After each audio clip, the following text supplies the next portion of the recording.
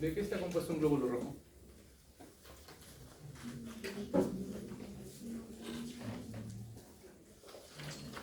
Necesito que participen.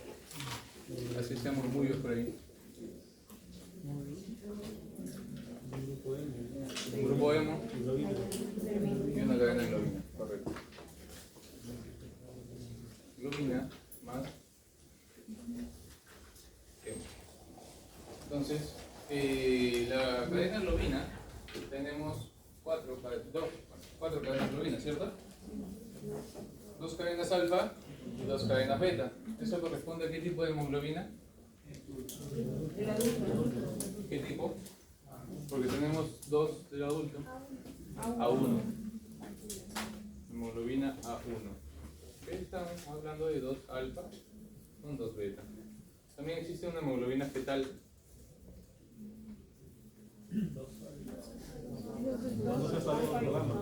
2 alfa y 2 gamma. También existe una hemoglobina C y también existe una hemoglobina S.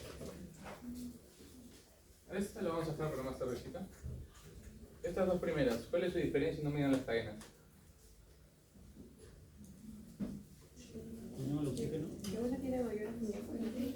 Ya, perfecto. ¿Y cómo lo pondrías en el examen?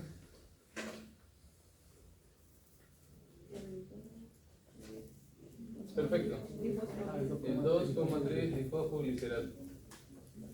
¿Ya? ¿Qué es el 2,3 difosfoglicerato?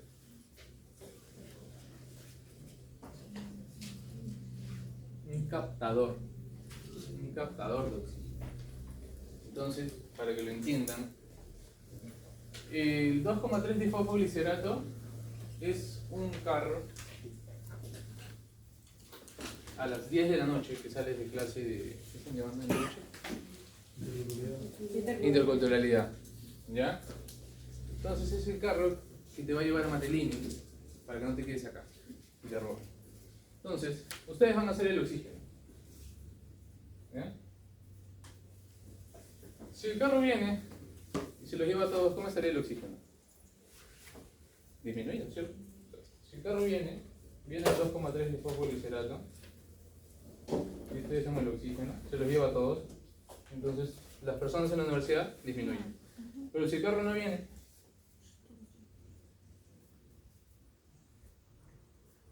¿cómo estarían ustedes? Se quedarían acá.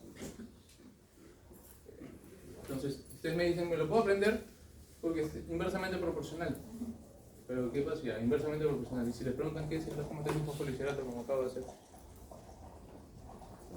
El 2,3 difosfoglicerato es un captador de oxígeno. Que cuando aumenta en la sangre, el 2,3 difosfoglicerato va a haber menos oxígeno.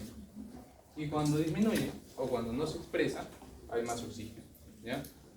Y acá también van a ver la curva de disociación, pero nota y dato para que lo tomen en cuenta el próximo jueves. La curva de disociación, que prácticamente muchos de ustedes ya saben, no entra en este examen de acá, porque eso es neumo. Entonces, el ciclo pasado, el año pasado, hicieron una pregunta de qué es una infección con desviación hacia la izquierda, y todo el mundo puso efecto Haldane o efecto Born. Eso es, no es, porque no estamos hablando de esos efectos ahora, eso es neumo. Si te viene esa pregunta, no van a poner eso. Ahora sí, dijimos una cadena globina alfa y una cadena globina beta. ¿Ya? En la cadena globina alfa tenemos una enfermedad. Bueno, en la cadena globina en general tenemos una enfermedad. ¿Cómo se llama esa enfermedad? Es una anemia microcítica. Hablando de anemias, las anemias microcíticas, las anemias en general las vamos a rectificar gracias al volumen corpuscular medio. Normalmente es de 80 a 100 y eso vamos a llamar normocítica. Si es menor a 80, microcítica, y si es mayor a 100, macrocítica. Las microcíticas solo son 3. ¿Cuáles son? Ya, anemia ferropénica es una, faltan 2. Vitamina B12 es normocítica. Es macrocítica, ya. Pero estamos en micro. Y ahí dijeron, intoxicación por plomo, anemia ferropénica y falta una. Las talasemias. ¿Ya? Y acá están las talasemias. Talasemia, alfa talasemia y beta talasemia. ¿Cómo nos vamos a acordar si en el examen nos preguntan cuál es el target o cuál es la expresión o cuál es cualquier cosa que tenga que ver con una alfa talasemia? Recuerden que va de mayor a menor. 16 es mayor que 11. Y la D está antes que la E. La alfa talasemia es una delesión del cromosoma 16 en la cadena globina. Mientras que la beta talasemia es una mutación del cromosoma 11 en la cadena beta globina. Nada más. Absolutamente nada más se tiene que aprender. Luego también habíamos hablado que teníamos anemia ferropénica. Bueno, ya se lo hablé después. ¿Ya? Y el grupo hemo, ¿de qué se conforma? Una protoporfirina 9 con hierro en estos un hierro ferroso. Protoporfirina 9 más un hierro ferroso. ¿Ya? ¿Cómo nace? ¿Cómo sale nuestra protoporfirina 9? ¿Qué es lo importante que tenemos que saber la protoporfirina 9? Porque se acuerdan que en la síntesis del grupo M tenemos una vía.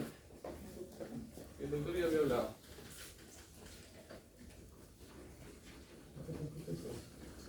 Ya. Todo empieza en la mitocondria con una succinil coenzima A que se junta con una glicina.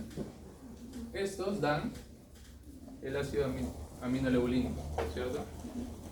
Entonces, si te preguntan cuál es el antecesor del ácido aminoleucínico, ácido delta-aminoleucínico, ¿cuál sería?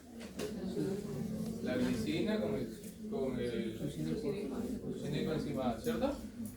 Ya. Luego, esta se va a dar gracias a la ala deshidratasa, va a dar las porfirias, no va a venir en su examen. Y por último, lo importante es que tienen que saber que llega a ser protoporfirina 9. Esta protoporfirina 9 se une con el hierro gracias a una enzima que se llama ferroquelatasa. Entonces, en esta cadena del grupo hemo vamos a tener también enfermedades, así como tenemos enfermedades en la cadena globina, en la cadena hemo también vamos a tener enfermedades. Uno que son las porfirias, que no les va a venir, y dos es la intoxicación por plomo. Si te preguntan intoxicación por plomo, ¿cuál es el target? La deshidratasa y ferroquelatasa. Muy preguntado, la verdad. ¿Ya? Entonces ya ahí tienen varias preguntas. Acá tienes talasemias y acá tienes porfirias y intoxicación por plomo. ¿Ya?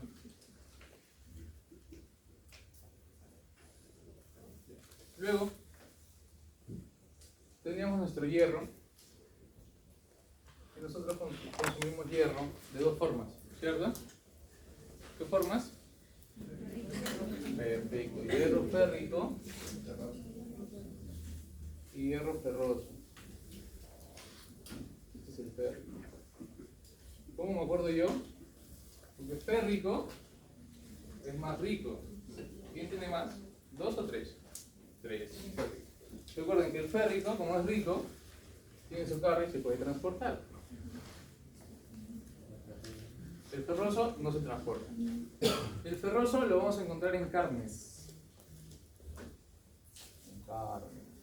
Mientras que el férrico lo encontramos en ensaladas. ¿Ya? Luego, ¿dónde se absorbía el hierro? En el duodeno. Entonces esto vamos a llevar hasta nuestra...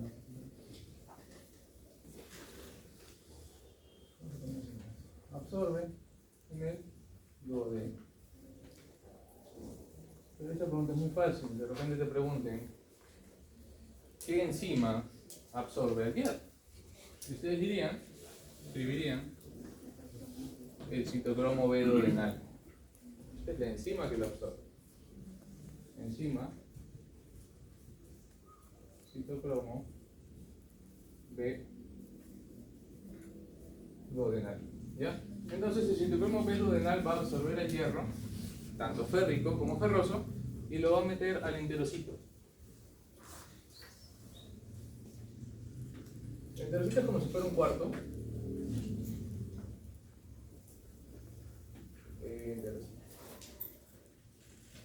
Un cuarto que solo acepta hierro en estado ferroso. ¿Ya? Pero hemos dicho que si absorbe tanto férrico como ferroso. Entonces para la entrada de ese enterocito vamos a tener tres canales.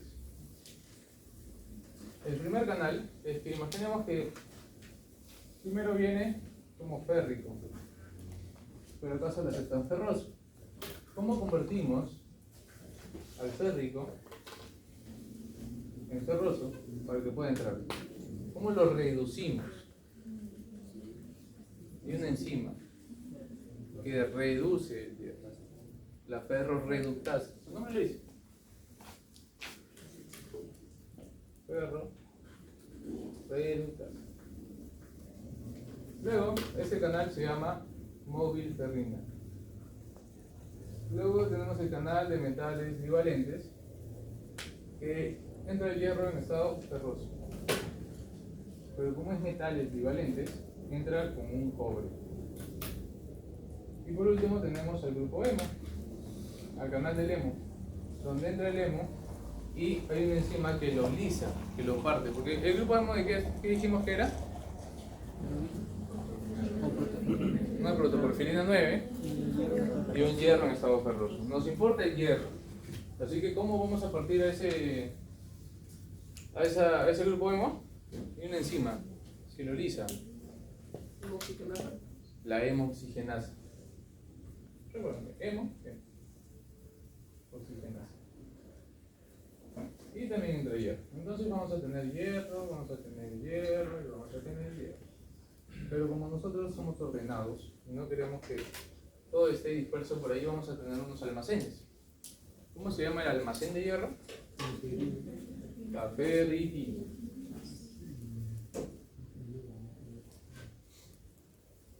Ferritina.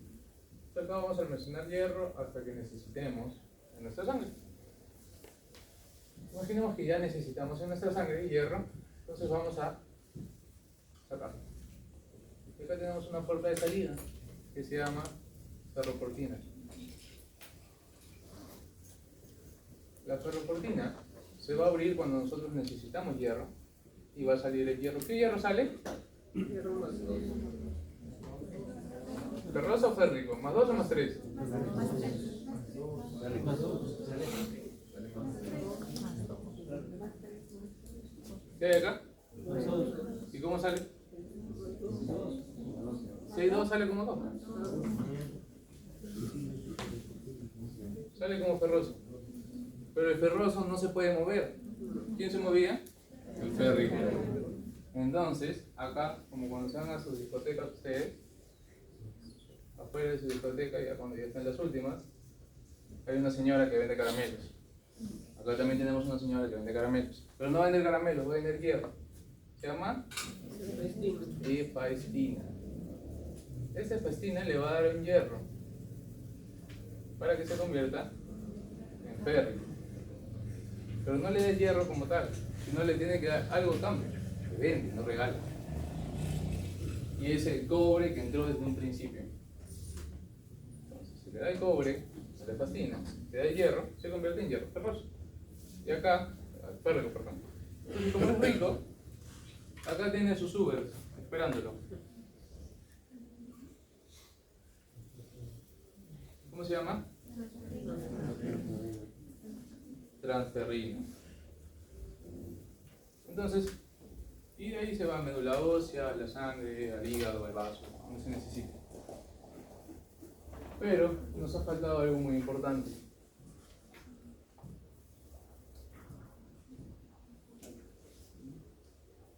Si la puerta de salida se llama ferroportina y solo es una puerta, un portón, necesitamos a alguien que cuide ese portón. necesitamos la hepsidina. ¿Dónde se encuentra la hepsidina? En el hígado, perfecto. Vamos acá a nuestro hígado y acá hay nuestro portero que se llama hepsidina. Entonces, él te va a decir, se abre, se cierra, pero él solo es un portero. Hay alguien más arriba de él, su jefe. ¿Cómo se llama el jefe? Interleuquina 6. Entonces, la interleuquina 6 va a dosar los niveles de hierro en sangre y dependiendo de eso, te va a decir hepsidina, abre la ferroportina, hepsidina, cierra la ferroportina. Esta interleuquina 6 se va a ver afectada en una anemia. Y ahora nos pasamos, cuando hablamos de las microcíticas, ahora nos vamos a las normocíticas. Es la anemia por enfermedad crónica, que puede ser cualquier enfermedad crónica que te imagines, cualquiera. Una enfermedad renal crónica, un lupus, lo que te imagines que sea crónico, afecta a la interleuquina 6. Y le va a decir, tú te cierras. Le dices a la hepsidina que te cierre. Pero necesitamos hierro. Yo te he dicho que te cierre. Y se cierra. No se va a mover. Se va a quedar, nos va a faltar hierro en sangre, pero está bloqueada la ferroportina porque la interleuquina 6 ha dicho que se cierre. ¿Ya? Entonces, acá podemos hacer. No sé, acá, pero...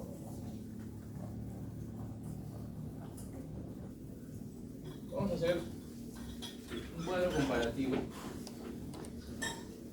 Un poquito chiquito, ¿no?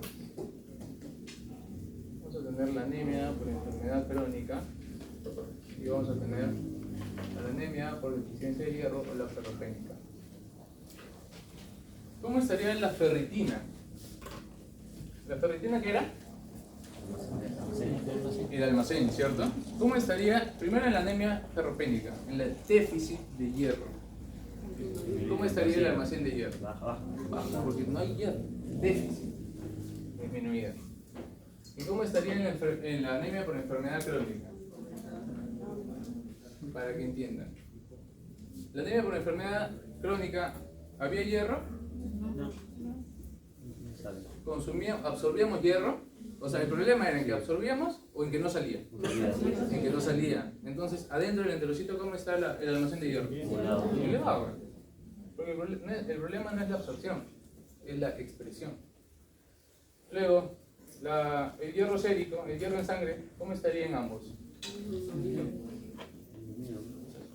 El hierro en sangre, ¿cómo estaría en ambos? Disminuido, porque no tenemos hierro, no sale. Acá no sale porque no lo deja la ferroportina y acá no sale porque no tenemos. La transferrina, ¿cómo estaría? ¿Qué es la transferrina? El Uber, ¿cierto? Entonces, si no sale, por ejemplo, si nunca sale el hierro porque no tenemos o porque no lo dejan salir, nunca sale, nunca se convierte y el rico nunca pide su Uber. ¿Cómo estarían los Ubers acá? Aumentados, porque nadie lo toma, entonces empiezan a juntar. Oye, ¿qué lo sale? Oye, ¿qué lo sale?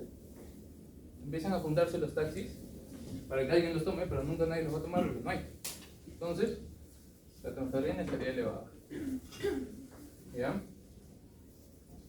El hierro medio óseo, ¿cómo estaría? Disminuido. No hay.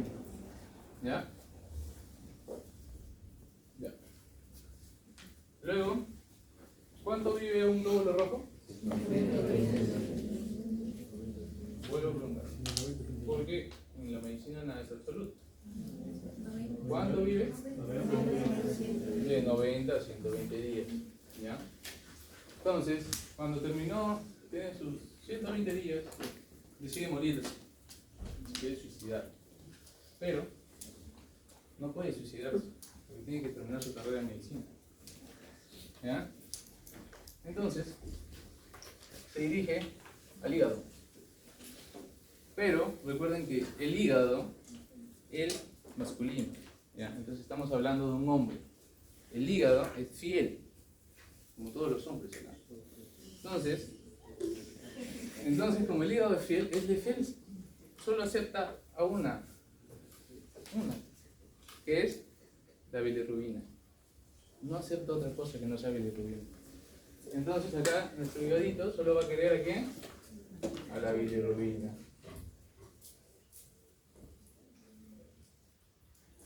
Entonces viene el grupo hemo, que era el glóbulo rojo. ¿De qué construía un grupo hemo?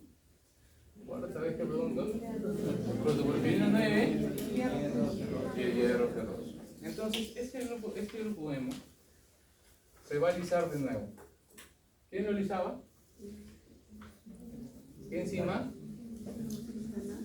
La hemoxigenasa, muy bien. Entonces, cuando se lisa, se va a convertir, porque bueno, dice, no me quiere, al menos voy a tratar de parecerme a lo que quiere el hígado.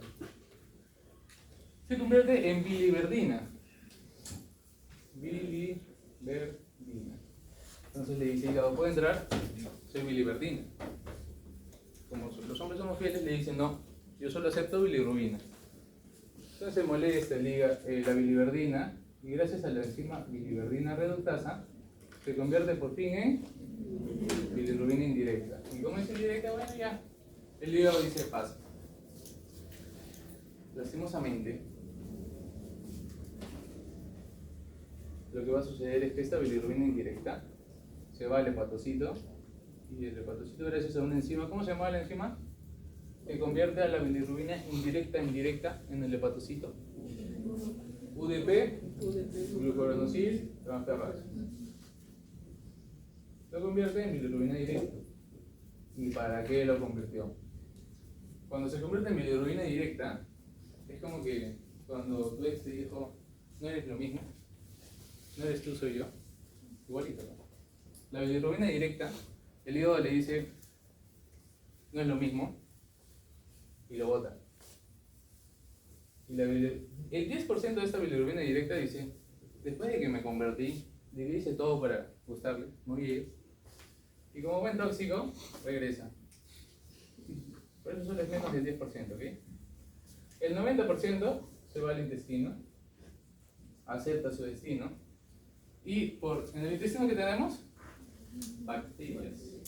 Y gracias a estas distintas o diferentes bacterias, la bilirrubina directa pasa a ser, a las finales, estercobilinógeno o estercobilina y urobilina. La urobilina, yo lo entiendo como orina, entonces le da de color a la orina. Y la estercobilina lo entiendo como estiércol, y el estiércol que son heces. Le da de color a las heces. ¿Qué tiene más color, la orina o las heces? Las heces. Entonces, a las finales se va el 90% al color, dar color a las heces y el 10% a la orina. Luego vamos a tener hemostasias.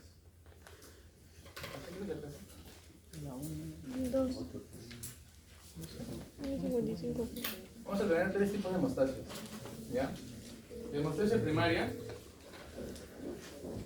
¿Alguien saben, sinceramente, saben hemostasia primaria como para dar un examen? Para no explicarlo mucho, muy a fondo. O lo explico a fondo. Hemostasia primaria lo van a entender primero entendiendo una plaqueta. Y una plaqueta es tu amigo el gordito. Los gorditos son buena gente, ¿no? Esta es la plaqueta. Un gordito buena gente. Los gorditos, como son buena gente, te abrazan, ¿no? Va a tener 2 bracitos. El primer brazo, que es PP1B, y el segundo brazo que va a ser el 2B, 3A. ¿Ya? Pero como es gordito, tiene que tener algo adentro, su contenido de la plaqueta. ¿Cuál es el contenido de la plaqueta? Gránulos densos y gránulos alfa. ¿Cuál es el contenido de los gránulos densos? El calcio, ¿cierto? Calcio, ADP, serotonina, calcio. ¿Y los alfa? Lo único que nos importa es el factor de von Willebrand y el fibrinógeno. Factor de von Willebrand y fibrinógeno. Entonces acá nos van a importar 3 cosas. el ADP, el factor de von Willebrand y el fibrinogen. ¿Ya? Y la hemostasia primaria, para que se acuerden, es como si estuvieran en una discoteca. Esto se llama una fiesta. ¿Ya? Entonces, lo primero que pasa para que puedas entrar a la discoteca, se tienen que abrir las puertas. Una vez que se abren las puertas, los gorditos van entrando. Gordito por aquí. Y cuando los gorditos que pasan, entran, se tienen que saludar, ¿no? ¿Cómo se llama el primer brazo? GP1B. Y aparte, ¿qué se lleva a las fiestas? Aparte de alcohol.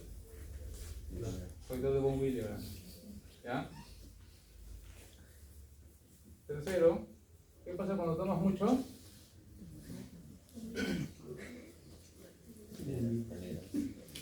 Te pones cariñoso. ¿Ya? Entonces el gordito empieza a abrazar a todos. ¿Cómo se llamaba su segundo brazo el gordito? Lipoproteína 2B3A. Y aparte le vas a meter el fibrinógeno.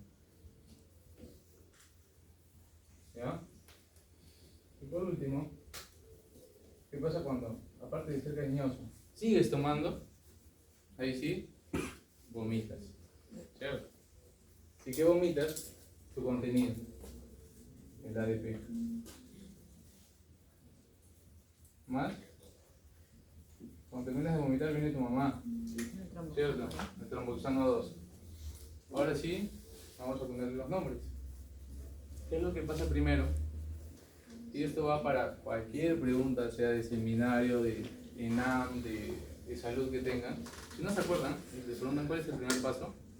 Injuria o lesión endotelial. Para todo. ¿Ya? Injuria o lesión endotelial. Cuando empiezan a saludarse, ¿cómo se les llama eso? Claro. Se empiezan a dar la mano, adhesión. Cuando la fiesta ya sigue dándose, se empieza a activar. Activación. Y por último, cuando llega la mamá se está agregando. Agregación. ¿Ya? ¿Por qué te lo he separado así? Te lo he contado como si fuera un chiste. Lorenzo el payaso.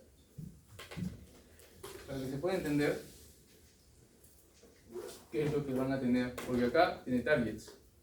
Y acá están los targets. En la adhesión tienes una enfermedad del factor de von Willebrand y de la glucoproteína 2B, la glucoproteína 1B.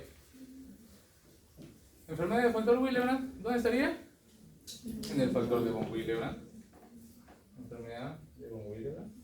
¿Y el 1B? Perfecto. El síndrome de Bernard-Sodier.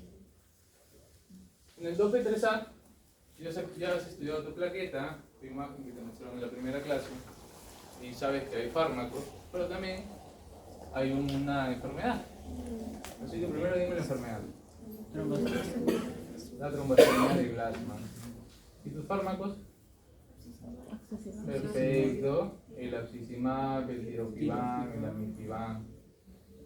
Todo ADP. Recuerda que en tu dibujo de la plaqueta, en el ADP, tenía un receptor, para ser más exactos, que se llamaba P2Y12. Este es su receptor del ADP, el P2Y12. Y en el P2Y12, ¿quiénes actuaban? El clopidogrel, el ticagrelor, todo eso. Clopidogrel. Prasugrel, perdón. Prasugrel.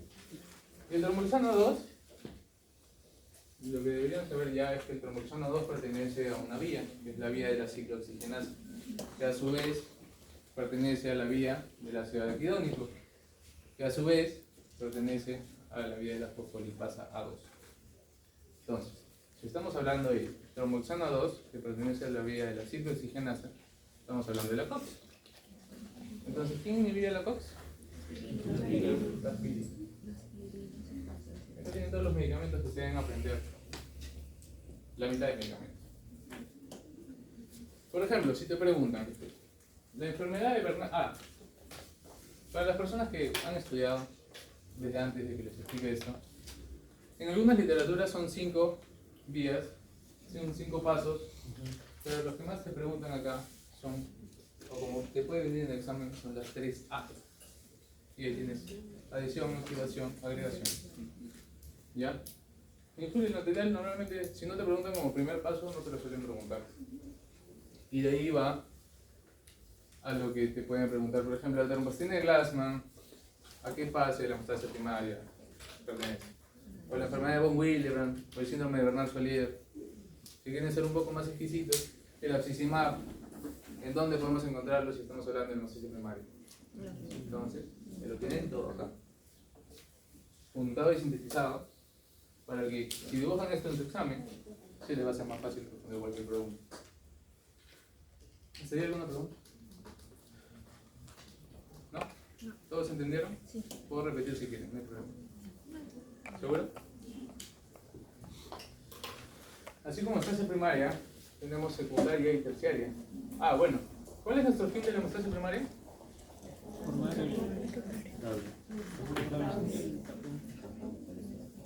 ¿El tapón?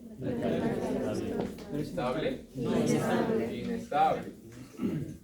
Es inestable. ¿Ya? ¿Y acá el fin de la secundaria? El tapón estable. ¿Ya? O el final.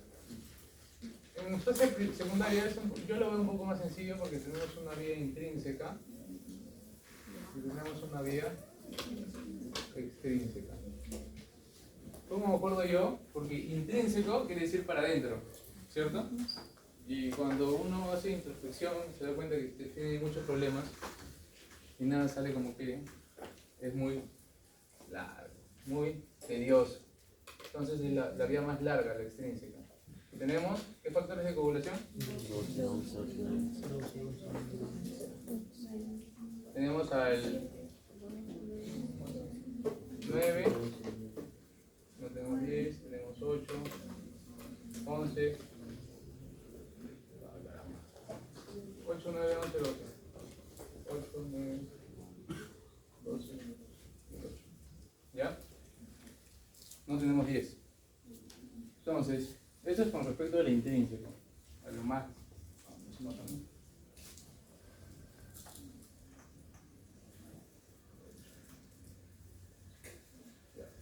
En el examen no lo pongan con arábicos, pónganlo con romanos. Y la extrínseca es, no me acuerdo, como que mi ex es un poco más fácil. ¿Ya? Si es más fácil es 7 y 3. ¿Ya? Entonces para eso luego vamos a tener nuestra común, que es el 10. ¿Qué más? 1 y 2. Nada más. Pero el calcio, el 4, el 5 es lo importante. ¿Ya? ¿Qué otro factor es importante acá? El 13. ¿Qué hace el 13? Estabilizador de la fibrina. ¿Ya? Entonces, si no se preguntan así, como los factores de coagulación, te van a preguntar con el laboratorio. ¿Ya? Entonces te pueden preguntar ¿qué laboratorio utilizamos para evaluar la vía extrínseca o la vía intrínseca? Recuerden, intrínseca, como les dije que era más tedioso, más largo, vas a tener el nombre más largo. TPA. Extrínseca, que era la fácil, TP. ¿Y qué tenemos en común? El TT. Entre esos dos tenemos el TT. Las letras en común. ¿Ya? Si quieres ser más específico, acá tienes el TP o el factor el test de Quick. Y tenemos el TT o el INR. Y ahora preguntas de examen. ¿Recuerdan lo que son hemofilias? ¿Cuántas hemofilias tenemos? 3. A, B, C. ¿Cuáles son las deficiencias? De la A, factor 8, de la B, 9, y de la C, 11. Entonces, si te dicen en el examen, te ponen un caso clínico de 5 líneas como para que te aburras, pero tú lees hemofilia B. Te dice qué examen podrías utilizar para el diagnóstico de este paciente. El TTPA. ¿Por qué? Porque ya sea hemofilia A, B o C, están en la vía intrínseca. ¿Y qué examen se utiliza en la vía intrínseca? El TTPA. Luego, cuando hablamos de warfarina, ¿cuál es el target de la warfarina? La epoxidorreductasa o los factores dependientes de la vitamina K. ¿Cuáles son los factores dependientes de la vitamina K? Proteína C y S. Sí. ¿Ya? Y la proteína C y la proteína S. ¿Ya? Esos son evaluados con el INR. Porque tiene S. ¿Ya? ¿Qué más? Ahí acabó. Y luego tenemos, por último, ya nuestra hemostasia terciaria.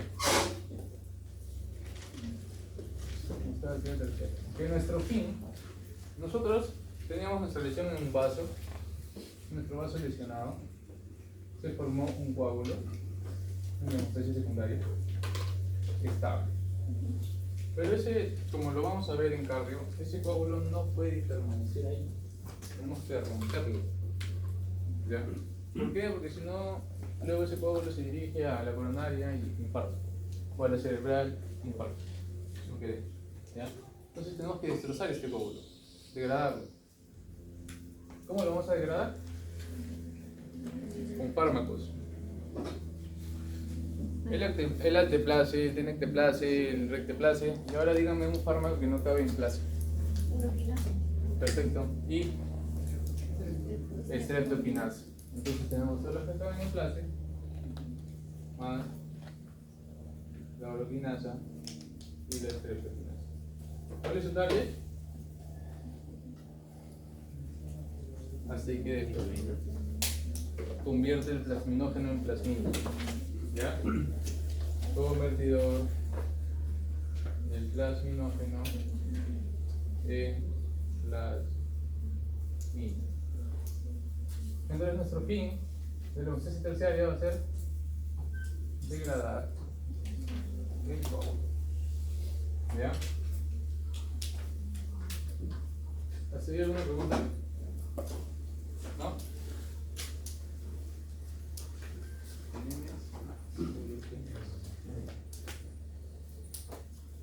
Las más importantes anemias que tienen que saber, y hemos hablado de las microcíticas, de las normocíticas, también hay que hablar, por ejemplo, de la esferocitosis hereditaria. ¿Qué es la esferocitosis hereditaria?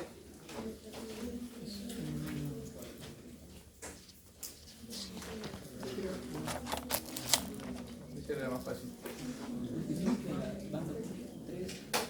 ¿Pero qué es? Mutación, defecto, alteración. Defecto en la membrana y exactamente en la angirina, en la espectrina, en la banda 3 y en la proteína 4.2. Son 4 en general. En el examen solo les van a encontrar 3, pero son 4. Incluida la proteína 4.2. ¿Ya? Luego, otra normocítica está la anemia falciforme. ¿Hablando de la anemia falciforme? ¿Hice una pregunta ahorita? No, no. Ya. ¿Cuál es el target de la anemia falciforme?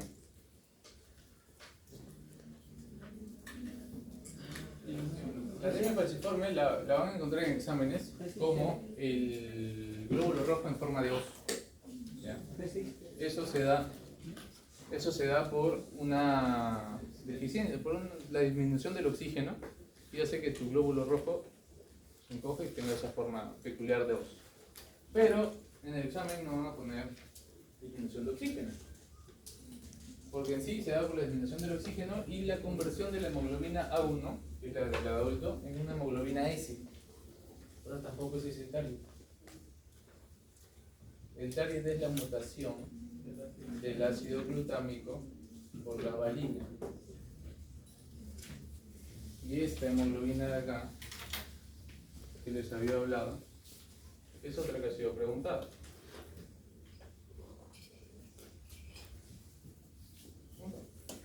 Hemoglobina C. También es una anemia normocítica, que es la mutación del ácido glutámico, pero esta vez por la lisina. ¿Ya? Entonces, ya tienen hemoglobina C, tienen anemia falciforme, tienen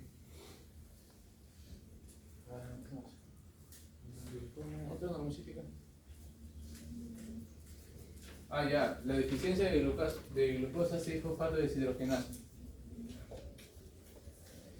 ¿Cómo te pueden preguntar en el examen?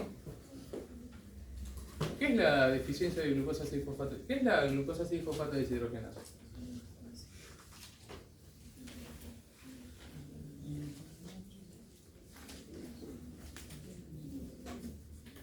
¿No? ¿Qué encontramos de importante en la glucosa 6-fosfato deshidrogenasa?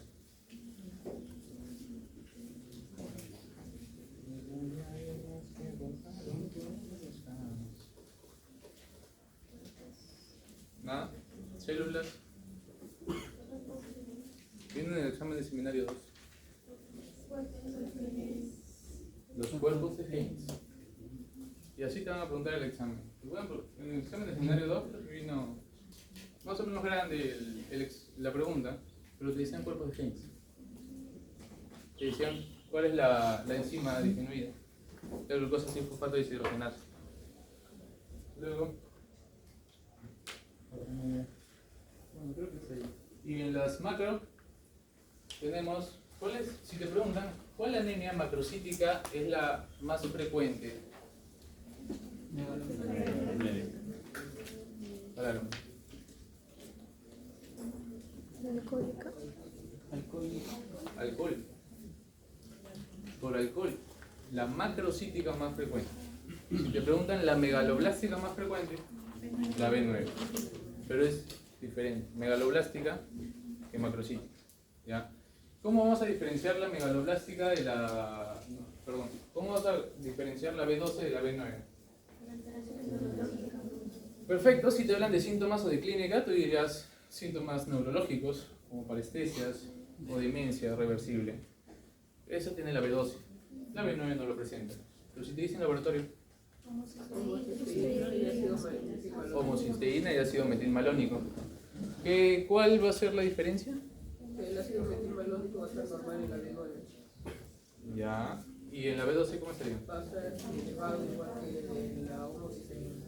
Para que te acuerdes, es un poco más sencillo. En la B12 todo está mal. La B12 es la peor. ¿Por qué? Porque la B12 tienes un almacenamiento de años. Entonces, para que te dé anemia por deficiencia de B12, tiene que ser bien salada. ¿Ya? Entonces, eso es más difícil. 2, que da síntomas neurológicos. Y 3, que todo está aumentado. Lo peor. En cambio, en la B9, su almacenamiento es de meses. Un poco más frecuente. No da síntomas neurológicos. Y solo uno está elevado, que es la homocisteína. Su almacenamiento, ¿dónde se almacena qué cosa? Hierro, ya dijimos que era duodeno. B12, ilio. Y B9, ¿cuáles son los componentes del intestino delgado? Duodeno, yeyuno. Entonces cada uno va hacia otra parte. Hierro, B9 y B12. En ese orden, literal. Duodeno, yeyuno. ¿Me falta algo?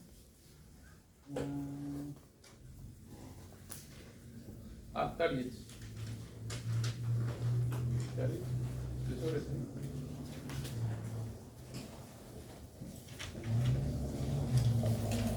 Los anticoagulantes. Tenemos anticoagulantes. Un anticoagulante. Perfecto. Vamos a hablar primero de las heparinas. Tenemos heparinas de alto, como la heparina, y bajo peso molecular. Un ejemplo de heparina de bajo peso molecular. Enoxa. Otro.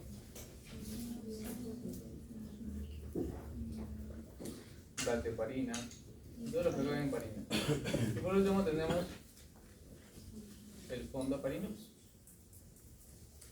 Seguro primera vez que lo escuchan, pero va a venir en un examen. Ahora, ¿cuál es el target de la heparina?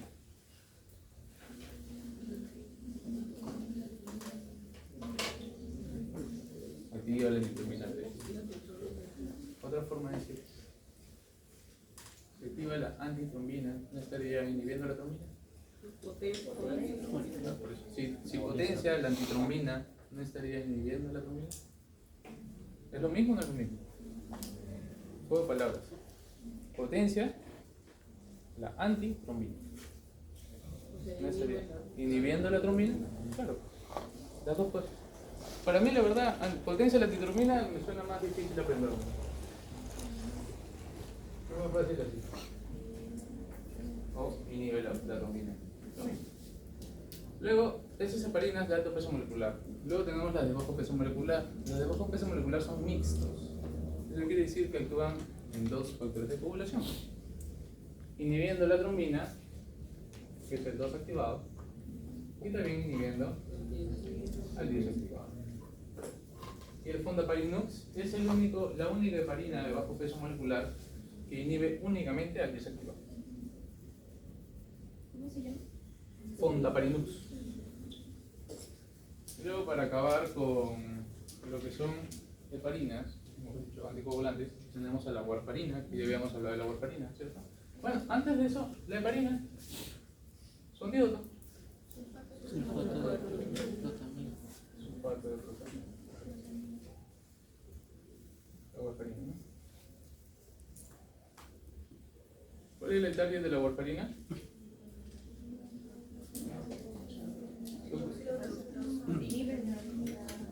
Inhibe la epoxio reductasa.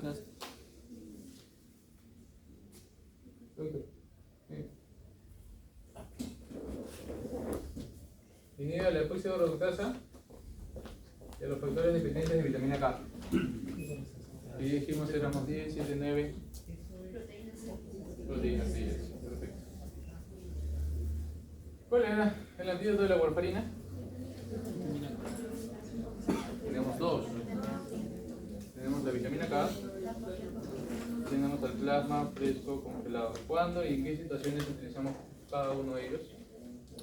Pero por el tiempo de acción, si no me equivoco. Ya. De emergencia. De emergencia. El plasma fresco congelado lo utilizamos en emergencia. Y la vitamina K lo usamos en estatus, en pacientes que no están tan críticos. ¿Por qué utilizamos el plasma fresco congelado en emergencia?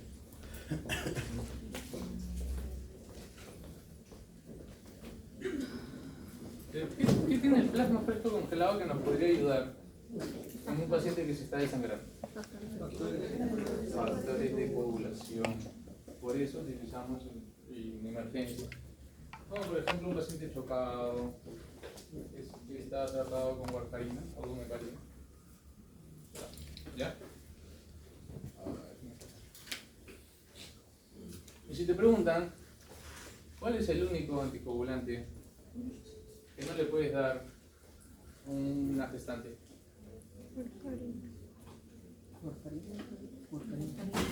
Warfarina, ¿por qué? Ya. Porque la warfarina es la única que pasa la barrera placentaria. Luego tenemos al apixaban, al rivaroxaban.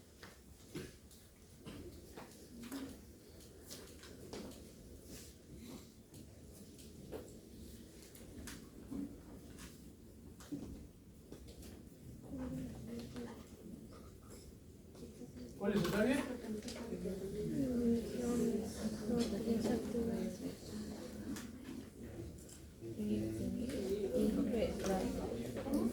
El apixaban.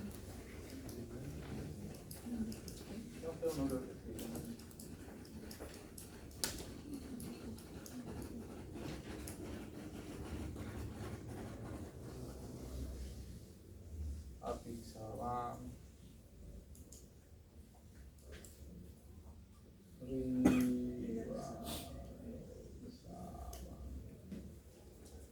Y por otro lado vamos a tener al varopaxar.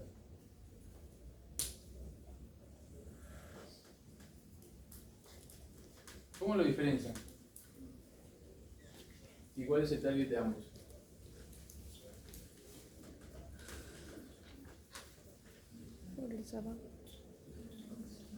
Para que se acuerden, algunas personas se acuerdan con el XA, no lo recomiendo, porque como pueden ver, el varopaxar también tiene XA. Y el varopaxar, su target es inhibir al 2 activado. inhibe la trombina, específicamente al par. Eso está acá. Bueno, paxar y atopaxar. ¿Inhiben al desactivado? No, inhiben a la trombina.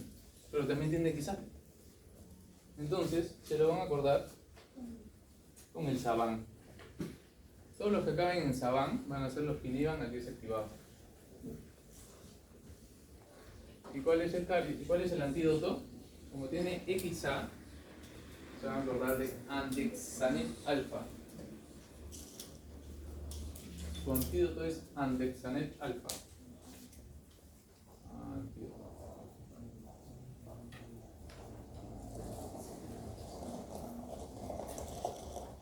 ¿Ya?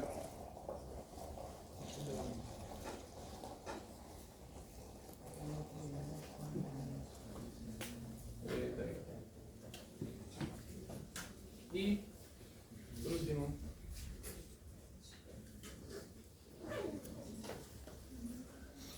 la Vigatran. Recuerden que la B es 2. Inhibe el 2A.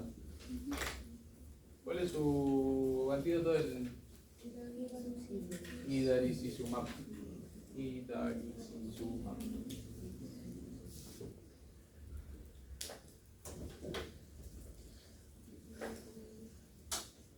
Luego, ¿yo leí todos los fármacos? Idarucizumab. Idarucizumab. Son 4. Ya. Y cuando hablamos de aspirina, inhibe irreversiblemente a la causa 1, ¿cierto?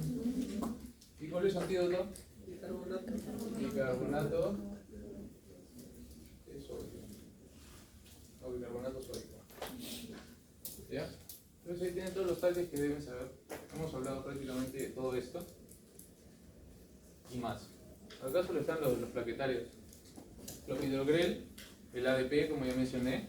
¿En dónde actuaba? ¿En docencia primaria? ADP. Agregación. Agregación, muy bien. Porque luego, ¿quién venía? Su mamá, ¿cierto? Que era el tromboxana 2. Cuando hablamos de tromboxana 2, ¿de quién hablamos? Aspirina. De la COX, ¿cierto? Entonces tenemos aspirina y tenemos al difusal. Cuando hablamos de el abscisimab, ¿en qué fase? No, el CP 2B3A no son sus dos manitos. Y eso es cuando ya está bien activado, ¿cierto? Activado. Todo eso. Luego.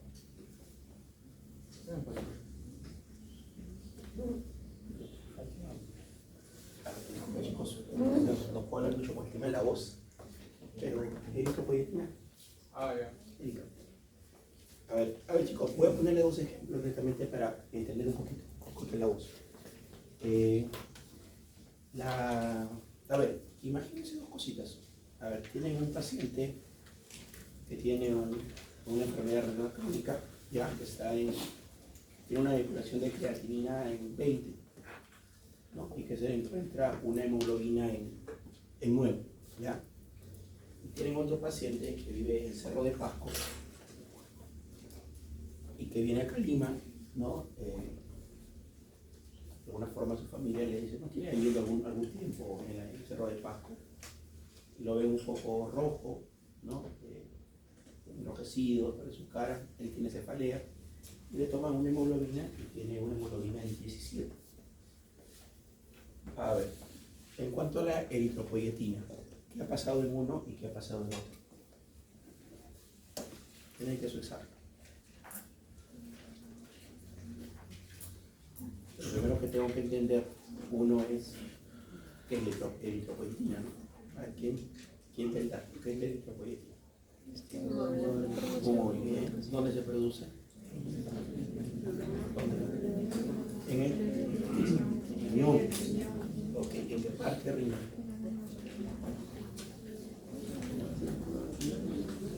¿Dónde?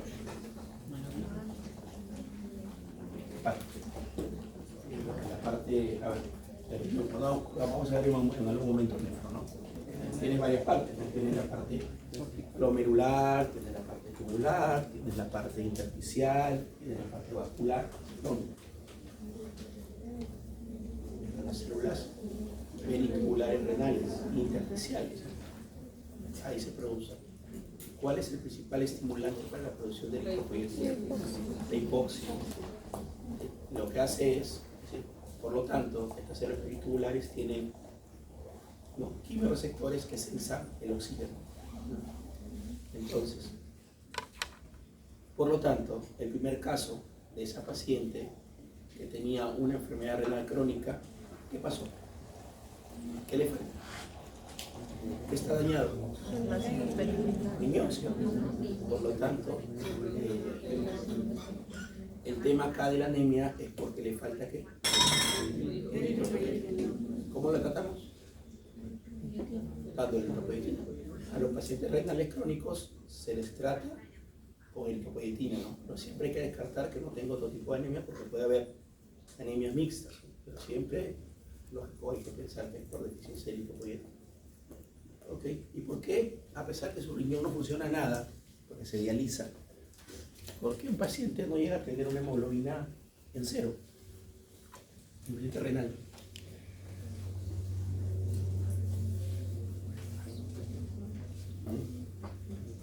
Porque ¿dónde más se produce la eritropoyetina? En el hígado. Así es. Entonces, en nuestro cuerpo, ¿qué sucede? Cuando algo no trabaja bien, el otro empieza a trabajar con mayor intensidad. Por lo tanto, la eritropoyetina es de una forma mayor producida por el hígado, que igual no compensa. ¿Ya? Muy bien. Ahora nos vamos para el otro lado. El paciente que vive en Cerro de Pasco, ¿no? Casi 4.500 metros sobre el nivel del mar. ¿Qué pasó ahí con la eritropoyetina? ¿Qué pasó? A ver, ¿qué pasa en la sierra, en la altura? ¿Cuánto es el FIO2 de nosotros en la altura? ¿Cuánto es el FIO2 en Lima? 0,21. ¿Y Cerro de Pasco? Baja, igual, menos. ¿Más? Es decir, a ver, vamos a buscar al doctor Silva. Doctor Silva, nuestro FIO2 cambia cuando viajamos a la altura. El FIO2. ¿Me dicen? Que sí, el FIO2 cambia. No. Es importante saberlo. El FIO2 no cambia. Porque el porcentaje del oxígeno es el mismo en Chorrillos que en Chosica. Lo que cambia es la presión, ¿no? La presión atmosférica. Eso es diferente. Con ustedes, cuando lleguemos neumo, vamos a explicar un poquito más de eso para entender la fórmula, ¿no? Porque hay una fórmula para entender por qué varía de alguna forma la oxigenación. Pero no es por la cantidad de oxígeno, sino es por la cantidad, por el tema del aumento de la presión atmosférica. ¿Ya? Pero igual, la idea de esto es que entienda de que el tema de que la persona que vive en la sierra, no por eso mismo, no porque baja el FIO2, sino porque hay un aumento de la presión, ¿no? Y esto hace que de alguna forma nuestra cantidad de oxígeno disminuya, ¿no? La cantidad de oxígeno, no la FIO2, que es diferente, sino lo mismo, la misma cantidad. Y esto va a hacer que el paciente viva en una hipoxia crónica. Y ahí ustedes han dado la respuesta. ¿Cuál es el principal estimulante para la producción de eritropoyetina? La hipoxia. Si alguien vive hipoxia crónica, ¿qué va a pasar con la eritropoyetina? Va a aumentar. Entonces los pacientes van a tener hipoxia crónica, por lo tanto van a tener policitemia, ¿no? Policitemia, en este caso, secundaria. Porque hay pacientes que pueden tener policitemias primarias. Es un tipo de enfermedad en el cual también aumenta de alguna forma la masa de glóbulos rojos, por tanto el hematócrito, ¿no? Pero en este caso, ¿cómo creen que va a estar la eritropoyetina?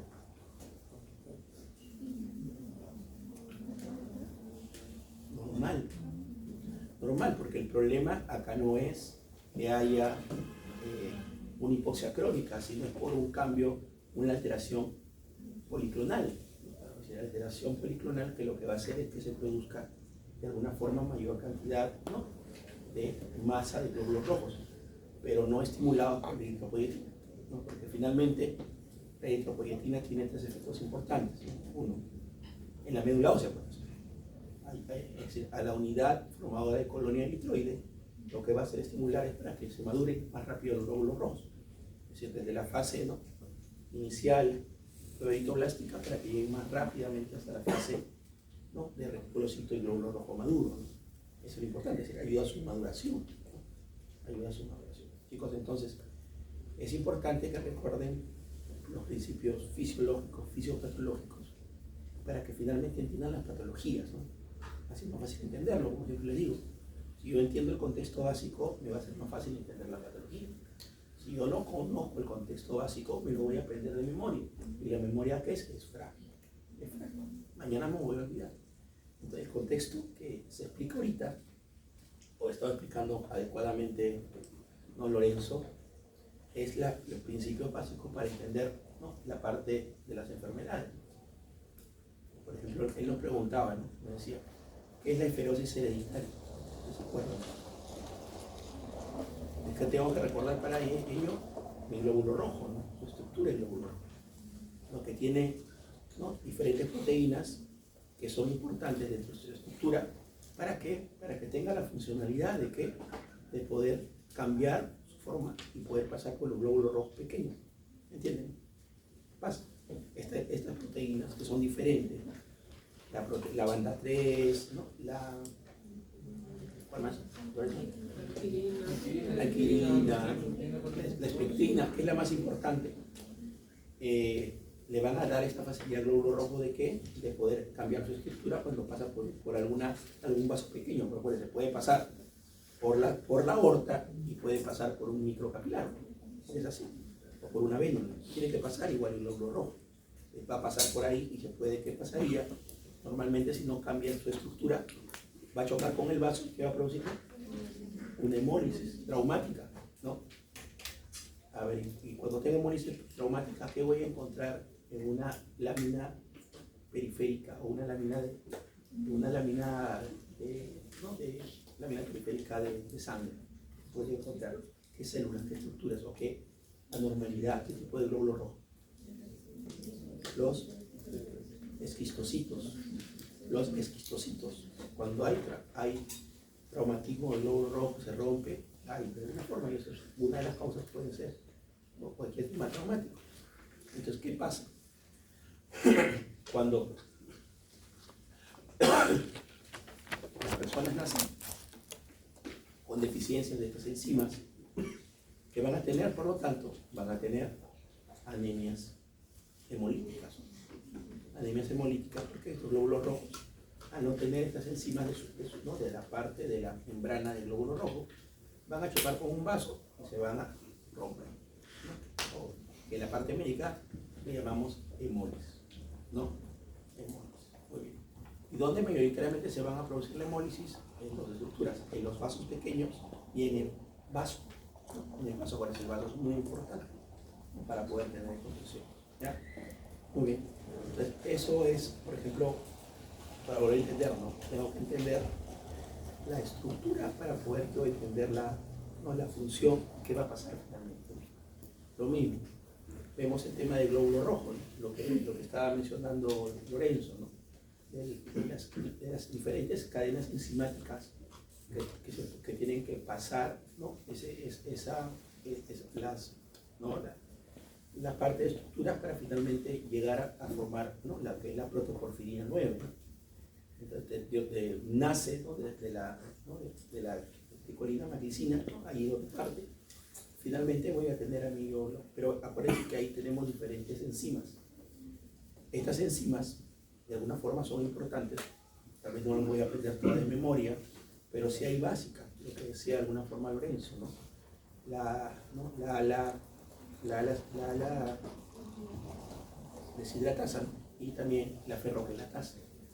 Que estas son enzimas que van a ser de alguna forma inhibidas cuando tengo, por ejemplo, intoxicación por plomo, ¿no? Entonces ahí el caso clínico, ¿no? No voy a pensar en intoxicación por plomo en la Universidad de San Juan Bautista, ¿no? Es raro. ¿Dónde voy a pensar? lógico, ¿no? Un asentamiento minero cercano o un río, ¿no? Un río cercano, porque a veces los ríos también son contaminados.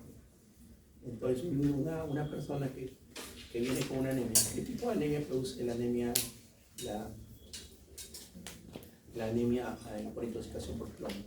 Anemia normocítica, microcítica.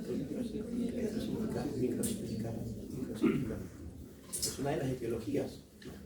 Entonces, ahí va la pregunta, para que se entienda. ¿Por qué microcítica? Ay, ¿quién me quiere explicar? ¿Por qué no macrocítica? ¿Por qué normocítica? ¿Por qué no normocítica? Analicen. ¿Qué se está alterando? El volumen corporal. A ver, de todo el glóbulo rojo, El volumen corporal. el mayor porcentaje que es. Yo tengo un glóbulo rojo, su estructura mayoritariamente que es en dos tercios de su estructura que es hemoglobina. Entonces, si a mí se me altera cualquier componente de mi hemoglobina, el glóbulo rojo va a estar pequeño, ¿no? Si me falta hierro, ¿cómo va a estar mi glóbulo rojo? Pequeño. Si me falta las cadenas beta, la cadena alfa, ¿cómo va a estar mi glóbulo rojo? Pequeño. Aquí tenemos la talacemia. Si tengo alguna patología o alguna alteración en las enzimas de la producción, ¿no? Tengo dos, tengo las porfirias y tengo las anemias sideroblásticas. Y por último, si no tengo de alguna forma las enzimas que van a ser importantes para que finalmente uno se una, ¿no?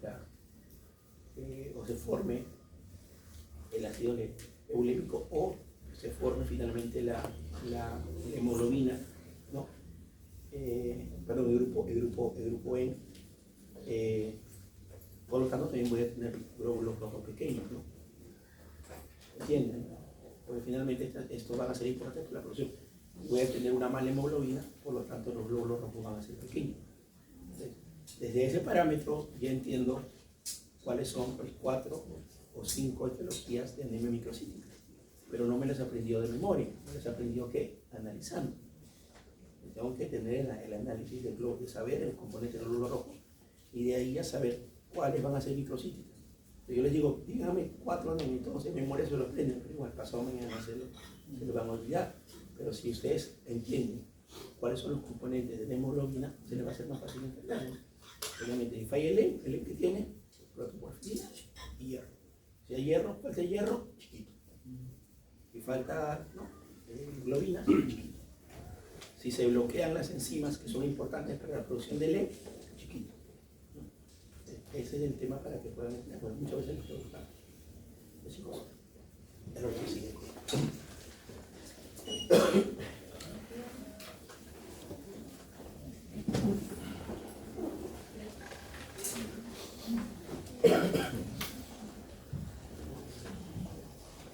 Bien para acabar. 1:55.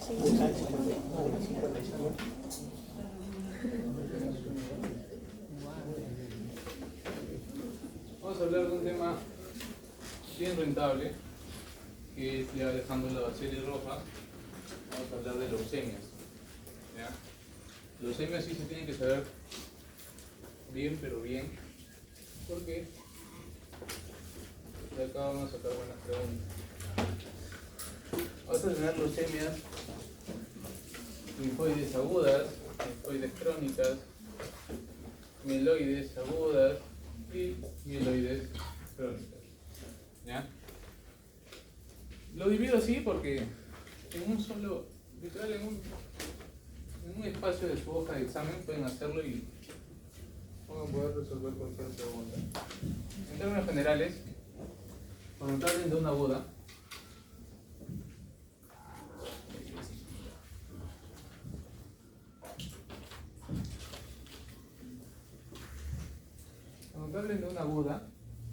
o de un proceso agudo, ya sea leucemia mieloide o linfoide aguda, ya van a estar hablando de blastos.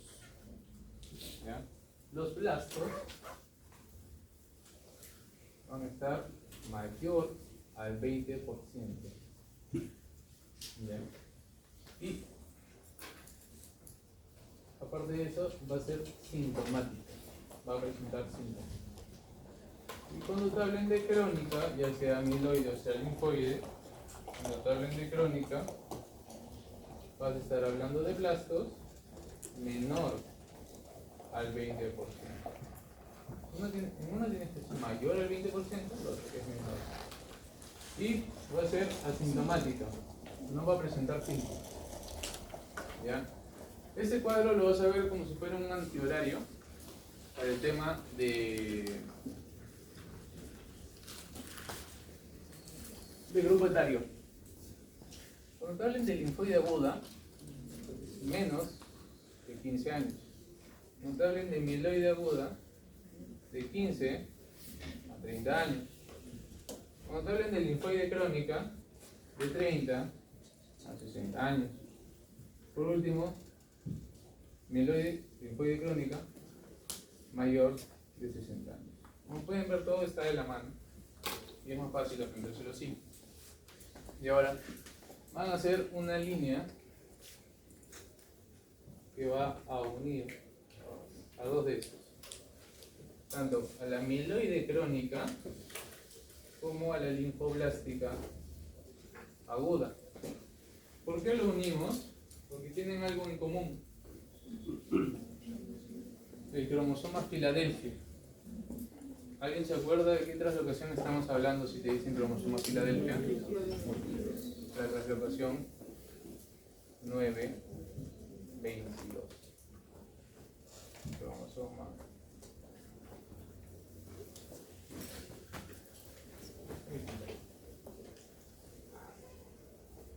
Acá también tenemos la translocación 922. ¿Ya? Cuando te hablan de esta translocación 922, generalmente te dan mal pronóstico. Empeora el pronóstico. Eso quiere decir que el cromosoma Filadelfia da mal pronóstico. Mal pronóstico. Y acá también te da mal pronóstico. En la leucemia, y lo puse primero porque es la más preguntada, la linfoide aguda. Aparte del mal pronóstico, te va a dar una metástasis. La metástasis a sistema nervioso central y si es hombre a testículos. ¿Ya? Luego, siempre que te hablen del cromosoma Filadelfia, ya sea linfoide o mieloide, te van a hablar del mismo tratamiento. ¿Se acuerdan? Y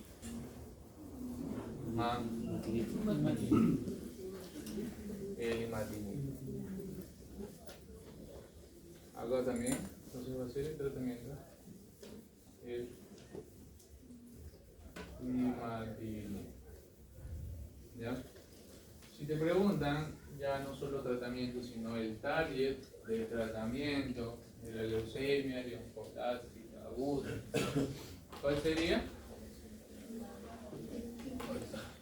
¿Ah? ¿Qué cosa hace con la tirosina quinasa? ¿La activa? ¿La inhibe? ¿La manda a un lado? Inhibe la tirosina quinasa.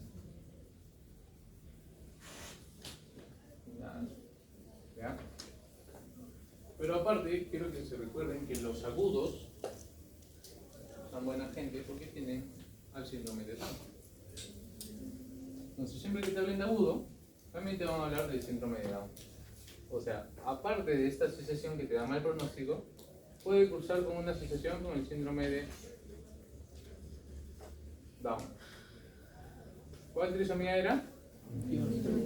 Trisomía 21, así que para su translocación lo único que vas a hacer es un espejo. 12, 21. ¿Ya? Esta también te da mal pronóstico, pero si lo comparas con la Filadelfia no es tan mal. ¿Ya?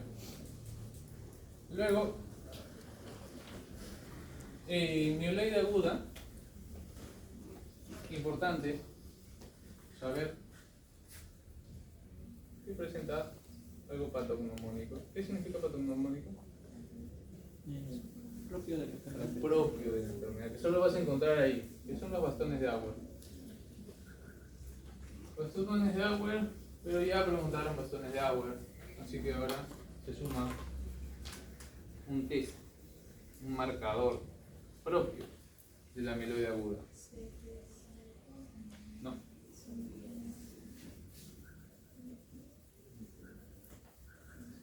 El test de la mieloperoxidasa o MPO. ¿Ya? El test de la mieloperoxidasa positiva, ya. Si en el examen tienes test de mieloperoxidasa positivo, amiloide aguda. ¿Ya? Luego, y como es agudo, también tiene una asociación con ¿qué? Con el síndrome de Down. ¿Ya? En la amiloide crónica aparte, es menos preguntado, pero aparte de del Filadelfia, vas a encontrar esplenomegalia. Y su tratamiento por la esplenomegalia es esplenectomía. En la linfoide crónica, es algo que también viene en el examen de seminario 2 hace 2 semanas. Es propio que te digan 3 cosas. Primero, como viene en el examen, sombras de Bunchberg, la translocación de Richter y translocación de Richter, las sombras de Bunchberg y un tipo de células también especiales de esta leucemia linfocítica crónica, las Smudge cells. Si te sabes esto de acá, puedes responder cualquier pregunta de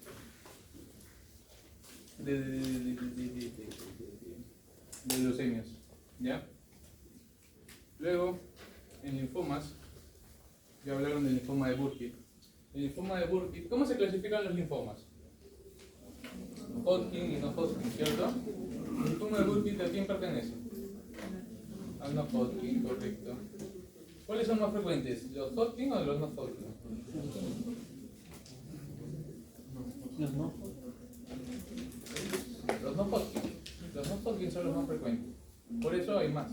Tienes las células de manto, tienes el linfoma de células foliculares, tienes el linfoma de células B, grandes células B, tienes el de Burkitt, tienes el folicular, células marginales. Todos esos te debes saber sus translocaciones. Puede venir en el examen. ¿Qué es algo que si te ponen sí o sí vas a saber que es linfoma de Hodgkin? Las células de Rett-Steinberg o células de búho, porque sus células en microscopio son como 2 ojos de búho. ¿Ya? ¿Qué asociación tiene el linfoma de Hodgkin? Asociación. Estamos diciendo que es el menos frecuente, pero es el más malvado, por así decirlo, el que hace más complicaciones, el que es más mortal. El Hodgkin, células Rett-Steinberg, y tiene una asociación, el virus de Epstein-Barr, correcto. ¿Es propio del Hodgkin o también lo puedes encontrar en no Hodgkin? También lo puedes encontrar en no Hodgkin. En no Hodgkin, ¿cuáles son las asociaciones? VIH, citomegalovirus, cualquiera, la verdad. Incluso la Escherichia coli. ¿Ya? Hablando del VIH, ¿cuál es el target del VIH? Linfocitos TSD4. ¿Por qué?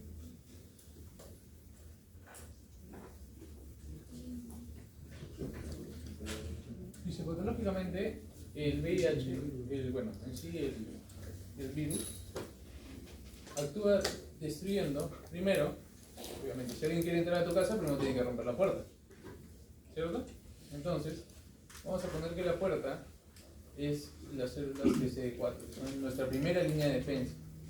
Entonces, una vez se acaba, se destruye, los CD4 van a empezar a producirse los CD8, que no son tan buenos, la verdad, pero están ahí para ayudar en algo.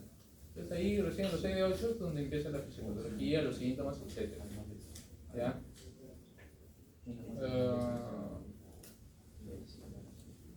más tienen que estudiar de serie blanca? Mieloma múltiple. Mieloma múltiple hay una triada. Y te lo pueden preguntar como cuál es la triada del mieloma múltiple, como cuáles son los síntomas, y te lo preguntan en un caso clínico. ¿Quién sabe cuál es la triada del mieloma múltiple?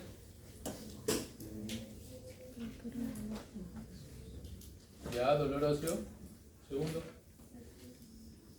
A predominio lumbar. ¿Ya? ¿Qué más? ¿Por qué se da el dolor óseo? Por una descalcificación, déficit de calcio. ¿Ya? ¿Qué más?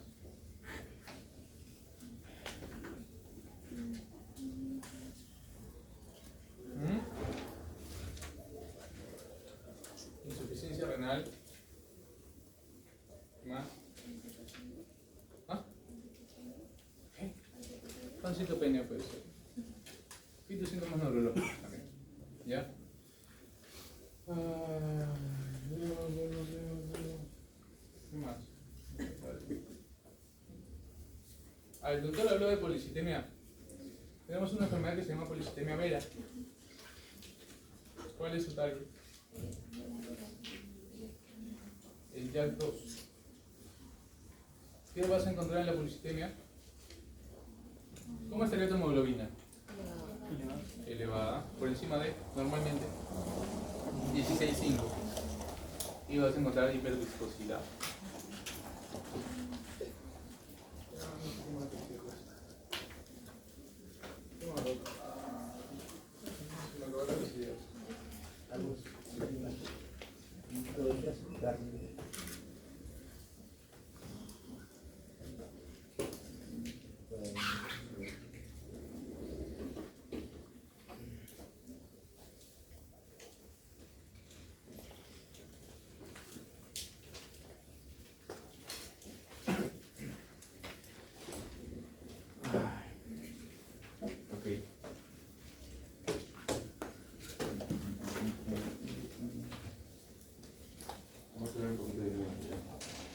Desde el punto de vista del mieloma múltiple, mencionando lo que dijo Lorenzo, ¿cuál es la célula precursora del mieloma múltiple?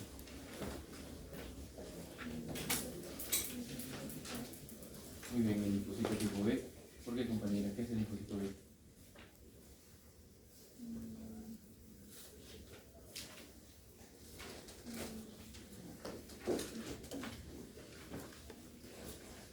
Emerson, defiéndelo.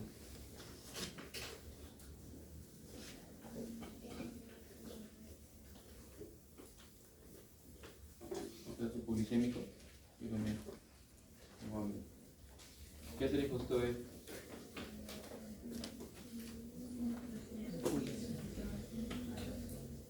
¿Qué? Ya, es parte de una célula receptora de antígenos junto con macrófagos y células dendríticas por excelencia, que son las células dendríticas por excelencia, son receptores de antígenos. ¿Okay? Son tres. El linfocito B, además de reconocer y presentar antígenos, pertenece, como dijo bien su compañera, parte de la inmunidad adaptativa humoral. ¿Okay? Porque la inmunidad adaptativa se divide en dos ramas: la inmunidad celular y la inmunidad humoral. La inmunidad humoral, como su propio nombre lo dice, está medida por los anticuerpos. ¿Okay? La célula precursora de formación de anticuerpos son los linfocitos B. ¿Okay? Los linfocitos B, cuando evidentemente se despiertan, necesitan una activación, que ya es un proceso netamente inmunológico o inmunobiológico, que no viene el caso tanto de la, pero sí quiero que sepan que el linfocito B, cuando se despierta, forma células plasmáticas. Luego de las células plasmáticas recién forman los anticuerpos. ¿Okay? El linfocito B necesita de unos órganos, aquellos llamados los órganos linfoides primarios. ¿Okay? Pregunta segundo ciclo, ¿cuáles son los órganos linfoides primarios? ¿Ah? Vasos, ¿alguien más tiene otra idea? Órganos linfoides primarios.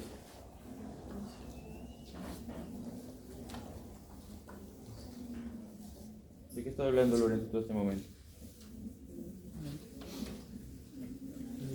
¿El timo, sí está bien, es un órgano linfoide primario, pero principalmente el vaso es un órgano linfoide secundario.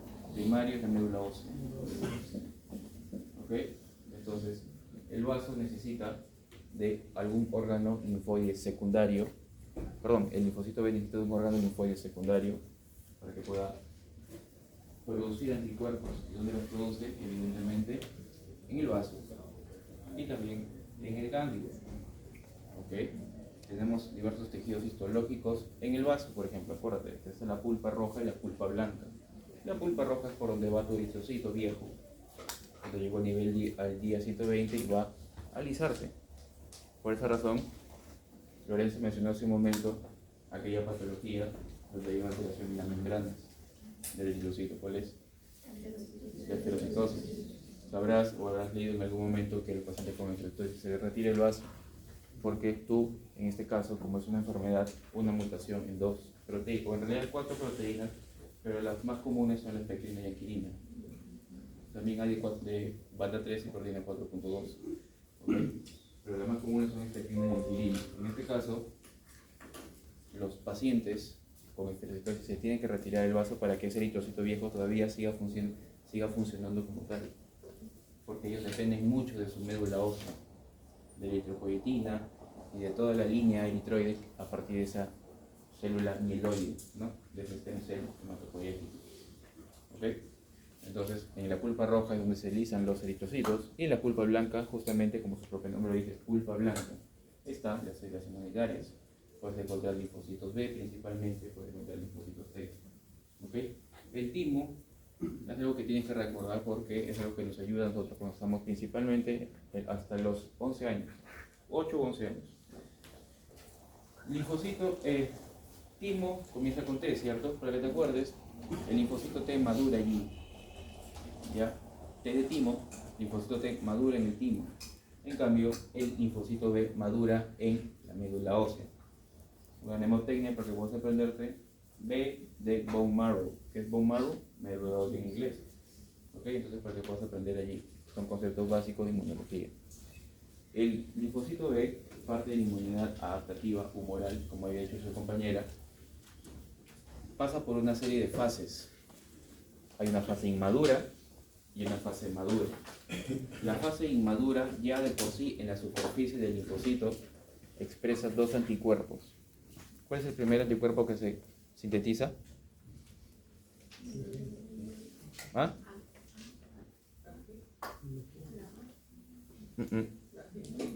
Tampoco. M, muy bien. La inmunoglobulina M es la que inicia, ¿ok? Está en la superficie del linfocito B inmaduro. La M y la D están en la superficie. Este linfocito inmaduro va al centro germinal del nódulo linfático y realiza un proceso que se llama el cambio de isotipo. ¿Qué es eso?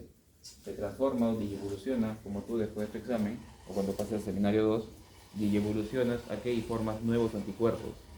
¿Cuáles son los anticuerpos que faltan? El A, el G y el E. ¿Ok? Esa es la principal función del linfocito B, por un proceso llamado cambio de isotipo. Es aquello muy importante porque acuérdate de la época de COVID. ¿A partir de qué día se podían dosar anticuerpos en las pruebas serológicas? 10º día. Por esa razón, la inmunidad adaptativa toma un poquito más de tiempo. La que te protege de manera inicial te produce daño, ¿no? Te produce la destrucción, sobre todo, ¿te acuerdas? Cuando partías del olfato en la época de COVID, la anosmia, porque la primera neurona olfatoria, ¿dónde está? Aquí en el epitelio. El virus entraba, tu inmunidad adaptativa, perdón, tu inmunidad innata, reconoce a este, o al PAM. ¿Cuál es el PAM del SARS-CoV-2? ¿Qué es PAM? No es el PAM de la mañana. PAMP, patrón, patógeno asociado a patrón molecular. ¿Ok? PAM. En este caso, ¿cuál es el PAM del COVID, de SARS-CoV-2? Por el cual entraba, infectaba absolutamente todo su cuerpo. La proteína Spike, la proteína S, ¿okay? El Spike protein entraba a través de la interacción del receptor EK2. Este receptor EK2 estaba en tu riñón, en tu corazón, en tu cerebro, en tus pulmones, estaba en tus vasos, en tus nervios también estaba. Por esa razón, ¿has escuchado del long COVID? El síndrome del paciente que tiene COVID pero por larga data, por más de 3 meses.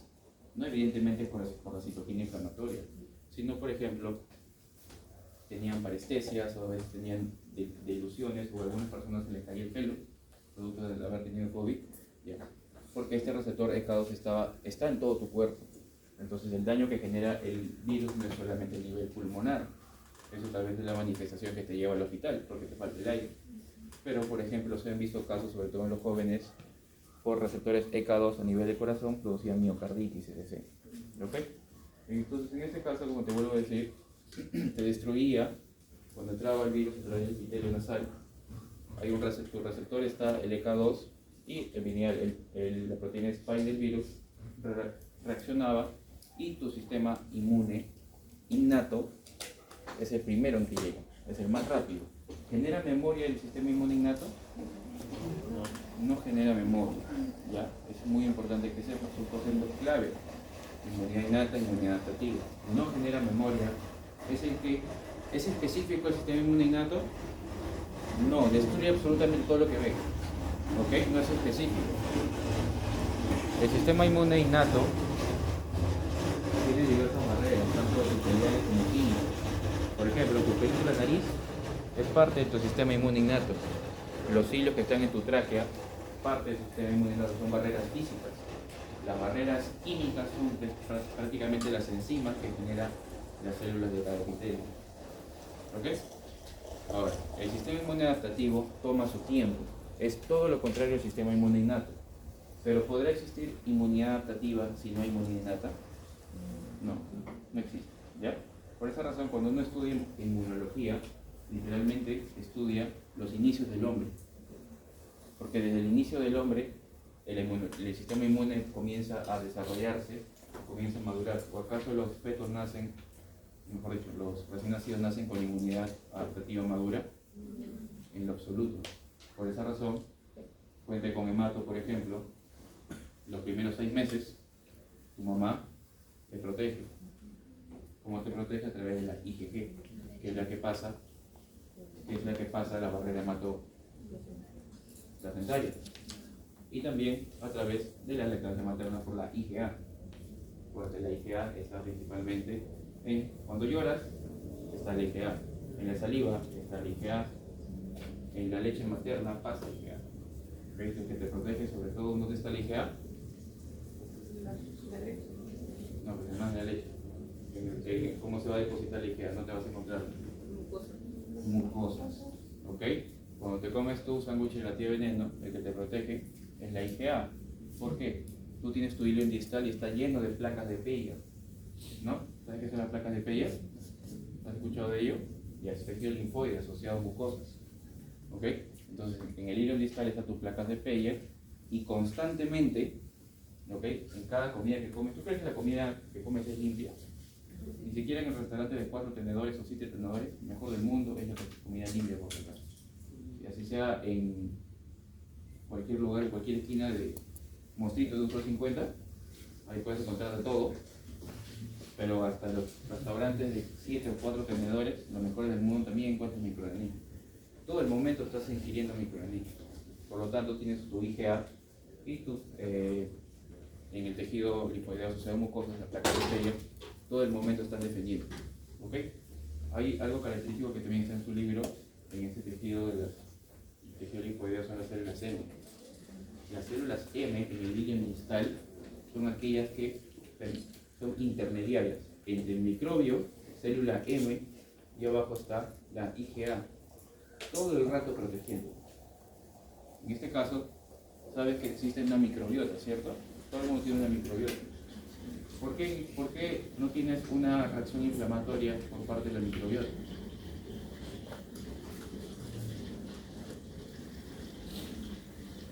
¿O tienes ahorita reacción inflamatoria? Bueno, yo sí, porque tengo hambre. Es prácticamente, yo no te ataco, tú no me atacas. Así de sencillo, es una tolerancia inmunológica también. ¿Ok? Producto de la IgM, microbio, y por abajo de la IgA.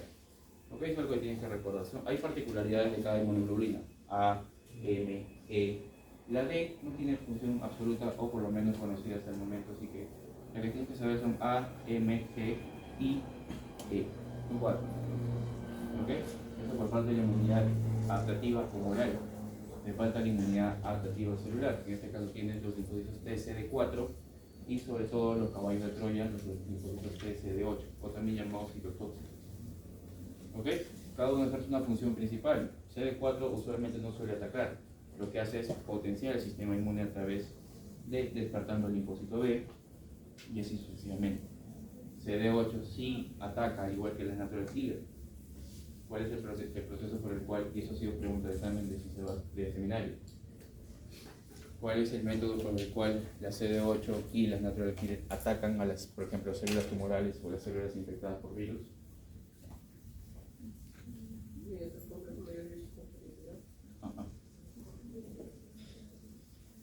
¿Cuál es el mecanismo por el cual la CD8 o las natural killer atacan a las células infectadas por virus o en las células tumorales también? Es un papel importante.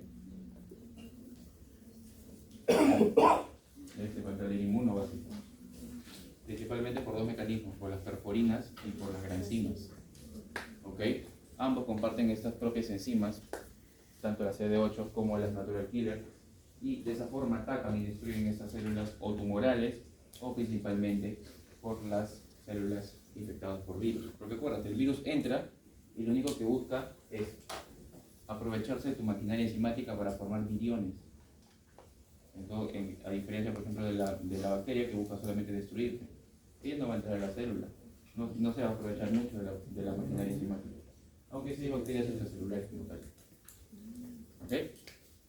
Entonces, inmunología es algo bonito. ¿Ok? Estudia inmunología netamente básica. Todo lo que te he dicho es inmunología básica. Por ejemplo, ¿qué otra cosita tienes que saber con respecto a los anticuerpos? ¿Cuáles son los anticuerpos? ¿Cuál es la función de los anticuerpos? ¿Para qué se producen? ¿Para atacar? ¿Destruyen los anticuerpos? Para nada. No destruyen los anticuerpos, por si acaso. Los anticuerpos lo único que hacen es potencian tu maquinaria enzima, tu maquinaria destructora. ¿Y quién es tu maquinaria destructora? Los CD8 y los natural killer. Por eso es que existe un método por el cual los anticuerpos ejercen su acción destructora, pero no por ellos, sino por una citotoxicidad mediada por anticuerpos. Otra parte de la inmunología básica. ¿Qué es lo que hacen los anticuerpos? Prácticamente activan la vía de complemento por la vía clásica, sobre todo IgM y IgG. ¿Y el complemento qué es lo que hace?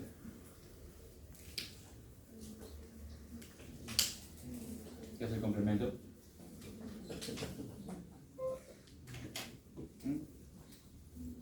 En el complemento hay anafilotoxinas, que son C3A y C5A, C4B, C4A, C5A, C3A, C4A. Y también hay a partir del complejo C5B hasta el C9, son el complejo MAC. ¿Te acuerdas del MAC? ¿Qué es el MAC? Complejo de ataque de membrana. Literalmente forma un poro para que el contenido de los iones del intracelular salgan y así se produzca el lisis celular. Y la otra función del complejo es la opsonización. ¿Qué es la opsonización? El marcaje. Así cuando marcaste tu tóxico, lo viste por primera vez, lo seguiste, qué come, qué desayuna, qué cena, en qué momento está conectado al WhatsApp y todo ello. La opsonización es parte inherente de nosotros. Tu sistema inmune lo hace. ¿Para qué es importante la opsonización? Por ejemplo, en los otros grupos les puse un caso de meningitis meningocócica. Saben que hace 2 semanas hubo un caso, o 1 semana y media, pero hubo un caso no en Perú, sino en Loreto, de meningitis meningocócica.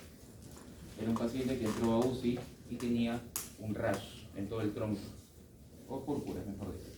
Púrpuras en todo el tronco, petequia, y entró, tenía niveles casi muy disminuidos de fibrinógeno, plaquetas y sus tiempos que les ha explicado Loreto, el TP y el TTPA estaban por las nubes. Entonces, ¿qué está pasando en este paciente? Diagnóstico, como lo que les acabo de decir. CID, muy bien, coagulación intravascular diseminada. Entonces, es otra de las causas, evidentemente. La coagulación intravascular diseminada puede deberse a muchas causas. Por ejemplo, algunos que están llevando quíneco acá. ¿Qué causa ginecológica me puede predisponer a CIB? Más fuente, sinapsis. ¿Cómo?